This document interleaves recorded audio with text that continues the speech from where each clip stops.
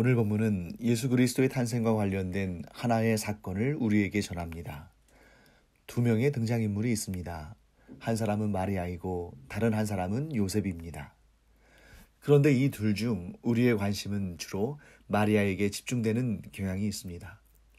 아마도 동정녀 탄생의 신비 때문일 것 같습니다. 하지만 오늘 우리는 하나님께서 마리아뿐만 아니라 요셉도 존귀하게 사용하셨음을 기억하길 바랍니다. 예수님이 이 세상에 탄생하시기 전 요셉과 마리아는 약혼한 사이였습니다. 성경은 분명히 마리아가 요셉과 동거하기 전에 성령으로 잉태된 것이 나타났다고 말씀하고 있습니다. 이 일은 분명히 하나님께서 선지자를 통해서 하신 말씀을 이루려 하신 일입니다. 하지만 그 예언이 자신과 관련이 있다는 사실조차 전혀 생각하지도 못했을 요셉의 심정은 어땠을까요? 말로는 표현하지 못할 충격과 분노, 고통과 번민으로 가득 찼을 것이 분명합니다. 요셉에게는 그 당시 사회의 관습대로 마리아를 공개 재판에 세워 율법에 따라 처벌받게 할 권리가 있었습니다. 그러나 요셉은 다른 방법을 취합니다. 이에 대해 마태복음 1장 19절은 이렇게 기록하고 있습니다. 그의 남편 요셉은 의로운 사람이라 그를 드러내지 아니하고 가만히 끊고자 하여. 성경은 요셉이 의로운 사람이라고 말합니다. 이 말씀을 묵상하면서 제 안에는 이런 궁금증이 생겼습니다. 의로운 사람이란 과연 어떤 사람인가?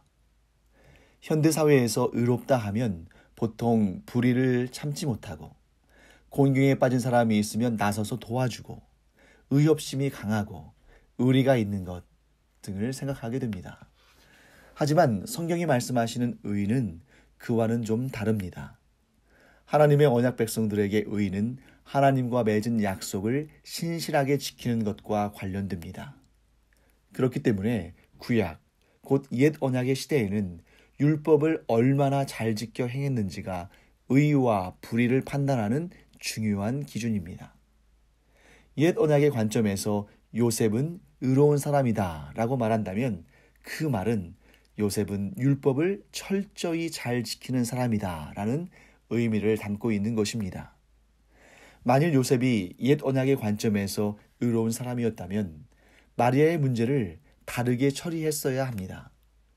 약혼 중인 여성이 임신한 것은 율법을 위반한 죄악들 가운데서도 가장 가혹한 형벌이 주어지는 중대 범죄 중 하나이기 때문입니다.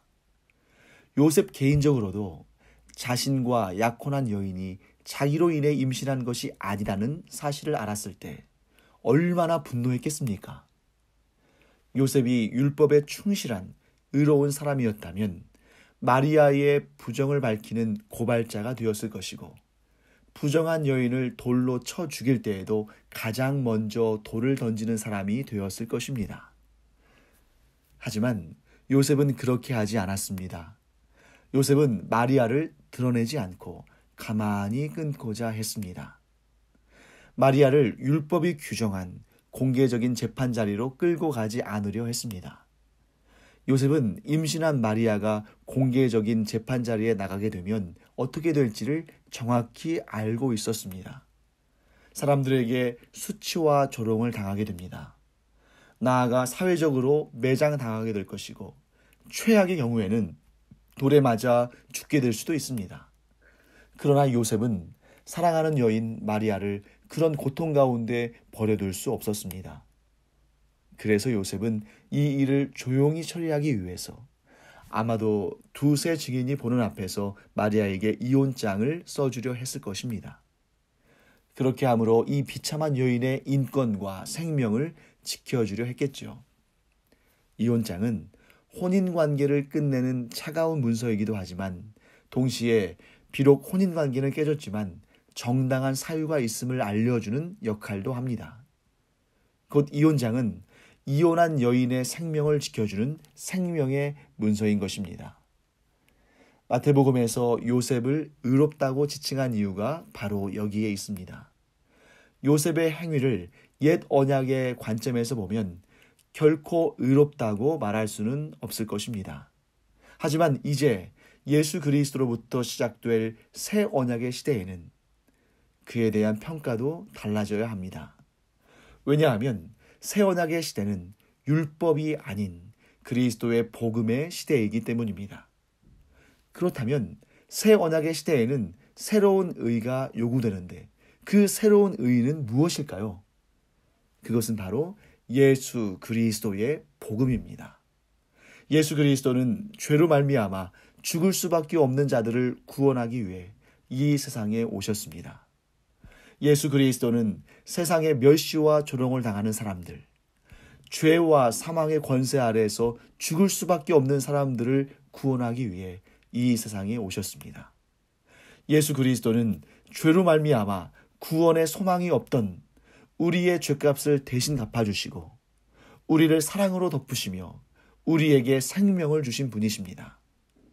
이것이 바로 구원의 복음이며 새 언약 시대의 의인 것입니다. 이 놀랍고 위대한 역사의 예고편을 보여주듯이 요셉은 모든 사람들로부터 죄인 취급받고 조롱당하고 멸시당하고 심지어 돌에 맞아 죽임을 당할 위기에 처해 있는 여인을 가엾게 여겼습니다.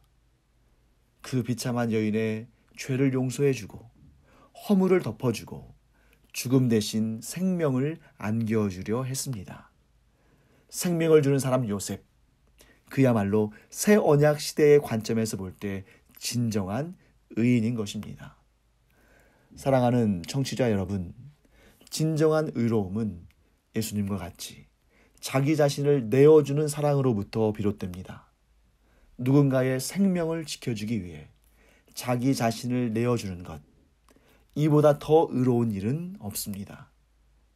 이제 우리 자신을 돌아보길 바랍니다. 정죄하는 이 세상, 남을 판단하기를 좋아하는 이 세대 속에서 우리는 과연 정죄 대신 용서를, 죽음 대신 생명을 전하는 의로운 사람으로 살아가고 있습니까? 저는 분명히 확신합니다. 우리가 예수 그리스도 안에 거할 때, 우리가 복음의 삶을 살 때, 우리는 성령의 충만함 가운데 정죄 대신 용서를, 죽음 대신 생명을 전하는 진정 의로운 사람들로 굳게 설 것입니다.